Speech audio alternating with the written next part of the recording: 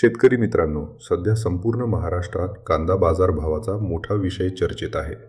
काही दिवसांपूर्वी ज्या कांद्याला चांगला भाव मिळत होता, तोच कांदा आता अनेक बाजार समित्यांमध्ये कमी दरात विकला जात आहे. विशेषतः लासलगाव, पिंपळगाव, सटाणा आणि चांदवड या बाजार समित्यांमध्ये मोठ्या प्रमाणात कांद्याची आवक सुरू आहे आणि जेव्हा बाजारात माल जास्त येतो, तेव्हा भावावर दबाव येतो. त्यामुळे अनेक शेतकरी चिंतित आहेत, कारण उत्पादन खर्च, मजुरी, औषध फवारणी, वाहतूक आणि साठवणूक खर्च दिवसेंदिवस वाढत चालला आहे, पण त्याप्रमाणे बाजारभाव मिळताना दिसत नाहीत. काही शेतकरी तर असंही म्हणत आहेत की कांदा विकून वाहतूक खर्चसुद्धा निघत नाही.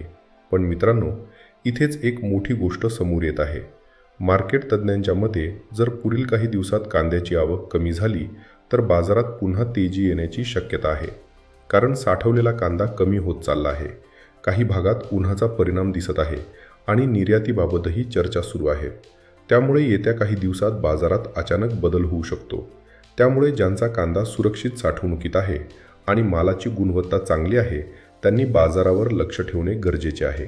पण जर कांदा खराब होण्याची शक्यता असेल तर जास्त धोका घेऊ नका, कारण शेवटी प्रत्येक शेतकऱ्याची परिस्थिती वेगळी असते. मित्रांनो, कांदा हा फक्त एक पीक नाही, तर हजारो शेतकरी कुटुंबांच्या जगण्याचा आधार आहे. त्यामुळे योग्य माहिती घेऊनच निर्णय घ्या आणि तुमच्या भागात आज कांद्याला किती भाव मिळाला हे कमेंटमध्ये नक्की सांगा. अशाच शेती आणि बाजारभावाच्या महत्त्वाच्या अपडेटसाठी आपल्या चॅनलला लगेच सबस्क्राईब करा.